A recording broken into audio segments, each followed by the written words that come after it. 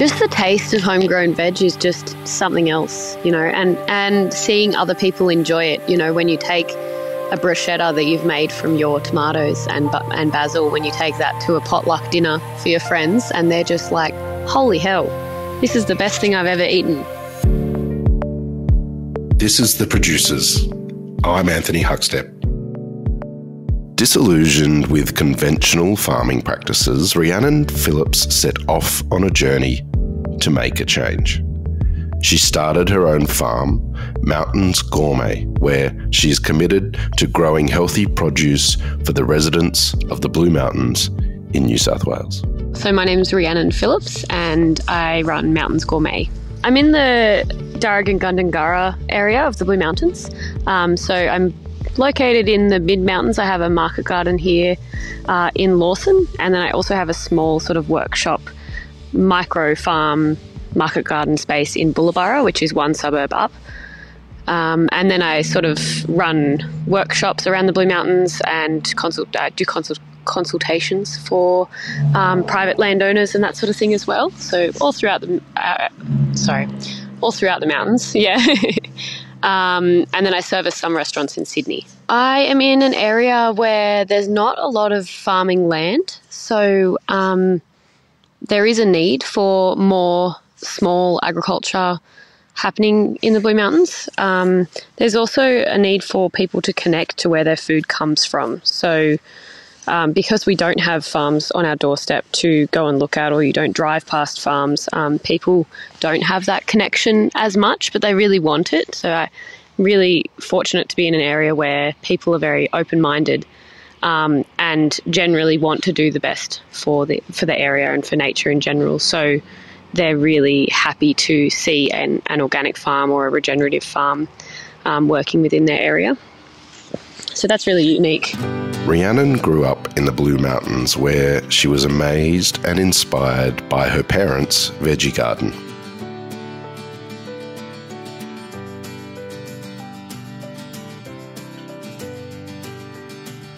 I was super lucky and I grew up on like a small patch of acreage in the Blue Mountains, actually just down the road from where I'm farming now. And my mum still owns that property.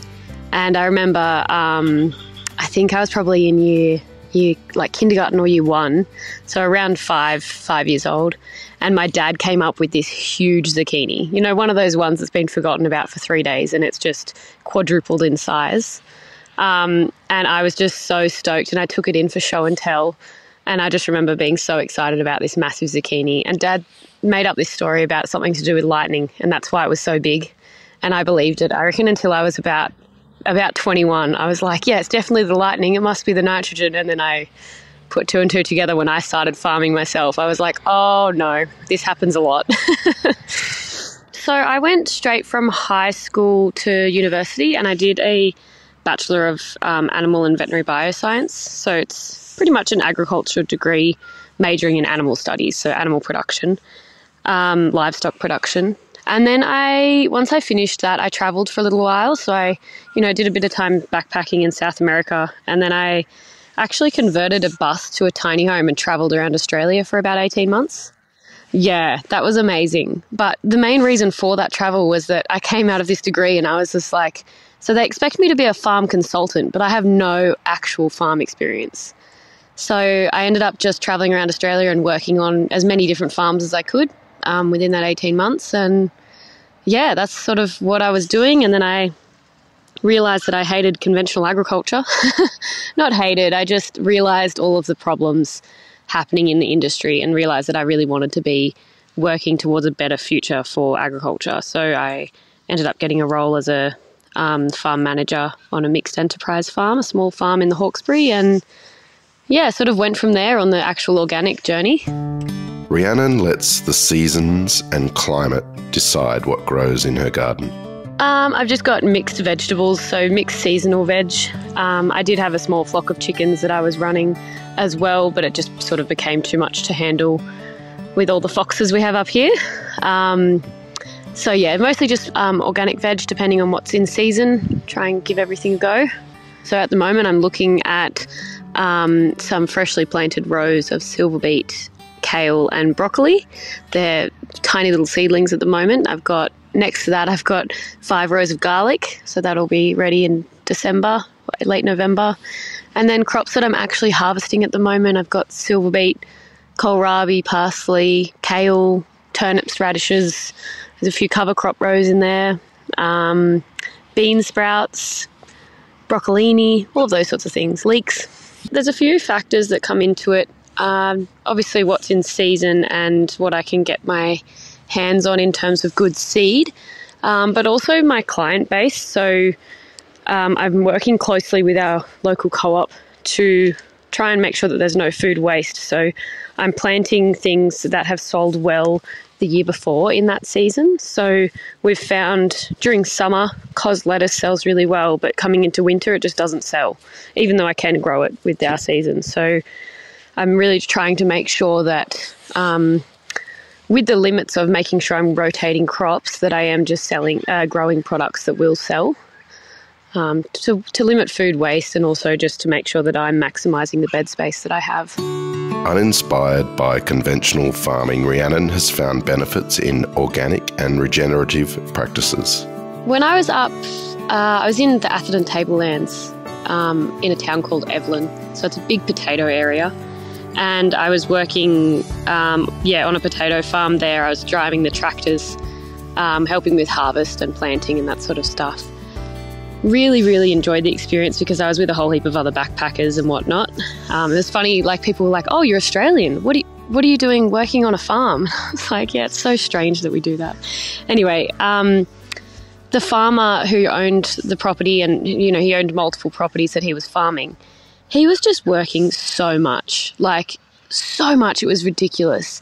So I started to chat to him about, the amount of hours he was doing, because every time I looked out the window, there was a tractor going through the paddock at it could be 11 p.m, it could be 2 a.m. So there was always a tractor going, and he was the only one really working other than us backpackers. And so I just realised how much he was working and started to chat to him about why he had to work so much and why he had to farm so intensively. And it turns out that he was selling his potatoes direct to Coles and Woolies, the major supermarkets, and he was getting a ridiculously low income from these potatoes, to the point where by the time he paid everyone and he got paid, he couldn't even pay off one of his tractors. So he had to have another farm in Mareeba with pumpkins, and they were a little bit more profitable. But yeah, so there was that. There was the fact that he was just getting so ripped off, which really sucked. So that made me a little bit bitter about the industry, not from the farming perspective, but from the buyer perspective. And then on top of that, he was telling me about how his father, so that was his father's farm, he was a 3rd generation potato farmer, that his father had died at 55 from many cancers, from the amount of chemical that they had to use. And the reason he was telling me this is because he's passing me this backpack sprayer at the time, and he goes, "Have you got your gloves? Have you got your goggles? Have you got your mask on? Rah, rah. Make sure you're wearing all of this because my dad died from this." And I'm just like, what the hell? This is ridiculous. And it was just so sad to see that it was just accepted that you might die in the short term, really. It's not even the long term, from all these chemicals, but that's just the way we do it. And it was just, I could see that the system was just so broken. Yeah, so that's really what, shifted my view. Growing veg is one thing, but managing a business is a far greater challenge. I always had the thought that I would love to run my own business, but I was managing a small farm in the Hawkesbury at the time, and we got flooded out 4 times within 18 months. So we lost the whole market garden and a lot of our pasture and all of that sort of stuff. And it's just one of the cons of farming on the river flats. There's really big highs and big lows, so to say. And it just got to the point where I thought this just isn't sustainable as a business model. I could see that the owner of the farm was losing money doing this, even though he just had the passion for it. So I thought there's got to be higher ground. And I just thought, well, why am I'm too busy managing everyone else's farm when I could just do it myself. So I was really, really lucky. I sort of made the decision to resign, and they actually ended up closing the market garden down in the Hawkesbury down there after some advice of it's probably going to flood again. And I was so lucky that I had a friend of the family who's elderly up here in Lawson, who had a 1 acre paddock that just wasn't getting used. Her son-in-law was mowing it for her every week, and I just knocked on her door one of the mornings and said, can I put a garden in there? And she said, yeah, sure, you can have a garden. And then I don't think Marjorie knew. She's such a lovely lady. She's so gentle and soft, but, you know, another row went in and another row went in and another row went in, and I've worked my way all the way down the paddock. Now there's 50 rows. And when I got halfway, she goes, gosh, this garden's getting bigger and bigger. I thought you just wanted a small garden. And I said, I sort of stopped and said, is this a problem? Like, do you want me to stop? And she was like, no, use it all. The less mowing, the better. And she loves a few little veggies here and there. But yeah, I was just really lucky that I stepped straight into having access to land, which is so unheard of for young people. And I also was able to pick up clients within the first week because the farm that I was managing had closed down. So I could just sort of transfer all of those clients over. Yeah, it was all the stars aligned. I was very lucky. Tending to the farm first thing in the morning is vital, whether protecting from frost in winter or picking before the sun rises in summer. I mean, at the moment it's sort of winter, so it's coming into the slower season. So for winter, I'm coming in the morning. I have some frost covers on some of the more sensitive veg, like lettuces and pea shoots and things, and I take the frost covers off so they don't bake in the sun. In the peak season, I am here very early in the morning. I'm trying to pick before the sun hits all of the vegetables, so I'll do a pick in the morning. Monday morning is my big harvest day where I take it down to Sydney. So I'll spend about 4 hours harvesting. Sometimes I'll have a volunteer with me, which is amazing. About 4 hours harvesting, pack it all into the van and then head down to Sydney, drop it off at my client, and then I actually do a short gardening class for that client up on their rooftop as well. I have installed some little raised garden beds up there. Yeah, so a lot of their staff, it's a big corporate company, so they're trying to sort of engage the staff in other activities as much as they can. So yeah, really lucky to have that relationship with them. So Mondays is my favourite day. I get to go down to Sydney, just have a bit of a break from the farm and the mountains, interact with heaps of people down up on the rooftop and teach them about different veg and why this veg is shooting and why this veg has fungus on it and that sort of stuff. And then, yeah, come home, back to the plot, unload all of the compost that I pick up from that corporate company as well, unload all of that, turn all the compost, and then pass out, basically. Farming has opened Rhiannon's eyes to whole systems thinking and its impact on all of us. Farming has really just opened my eyes to like whole systems thinking and like even human health, realising how much of an impact agriculture has on human health and how, you know, in general, Western health has sort of developed or degraded in the last, 50 years. And just understanding how much, food is medicine and what you eat really is what you are. And the lack of understanding that people have, it's changed my life because I went from that lack of understanding. I was, at uni and I was taught that this is the way we do it.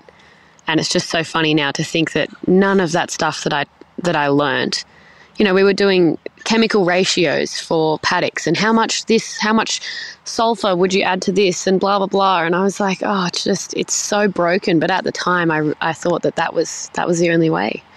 So it's really interesting, to have a change of mindset. That's how it's changed my life. Change of mindset for sure. Just the taste of homegrown veg is just something else, and seeing other people enjoy it. When you take a bruschetta that you've made from your tomatoes and basil, when you take that to a potluck dinner for your friends and they're just like, holy hell, this is the best thing I've ever eaten. What's in it? It's just homegrown veg and salt and olive oil, It's so nice to see people enjoy that. Following the success of her Blue Mountains farm, Rhiannon is looking to grow in a different region and climate as well. I'm at the stage where I sort of want to expand and maybe even have a bit of a scenery change for me. So I'm thinking about probably trying to train helping train someone to look after this garden here in Lawson, and I'll maybe think about setting up another one somewhere else where I can also have a similar model, educating and that sort of stuff, but be producing, food somewhere else in a community that might enjoy that. So I think that's what's next. I'm constantly trying to develop my own, education and the way that I can help others learn as well. So lots of courses, I think, lots of learning. Working with nature and the elements is at the heart of what Rhiannon does. It's just the diversity. I'm so lucky that I actually border on bushland. So I've always got, 3 or 4 kookaburras sitting up in the trees watching me and waiting for a mouse to run out of the compost. And I get to have my little dog with me every day at work. And yeah, it's just I love being outside. So it's really nice. I was saying to a friend the other day, I cannot imagine working, in an office every day or having to work behind a computer all the time. I love being outside. And even though it's quite hard when it's rainy and cold and whatnot, it's still probably a better option for me. It's such a diverse community that it opens up. I'm very lucky to have such a tight community here in the Blue Mountains, and everybody is happy to support small businesses. And then as well, on the other hand, actually within the industry, you meet a lot of other permaculturalists or regenerative agriculture. I'm in a regenerative agriculture mentorship program as well through Southern Cross University. So I've met a lot of other farmers that are working on a different scale to me. They might be working with livestock on 300 acres, or they might be, carbon farming. But within the industry, it's just amazing to see other people on the sort of regenerative journey or the sustainable and organic journey. So I love that part about what I do. Rhiannon's commitment to better farming practices is giving her local community access to incredible fruit and vegetables, as well as fostering a better understanding of how to fuel their bodies.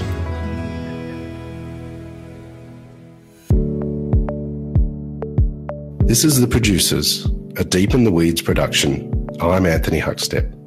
Stay tuned as we share the stories of producers, farmers, makers and growers, the true lifeblood of the food industry. Follow us on Instagram at Producers Podcast or email us at producerspodcast@deepintheweeds.com.au.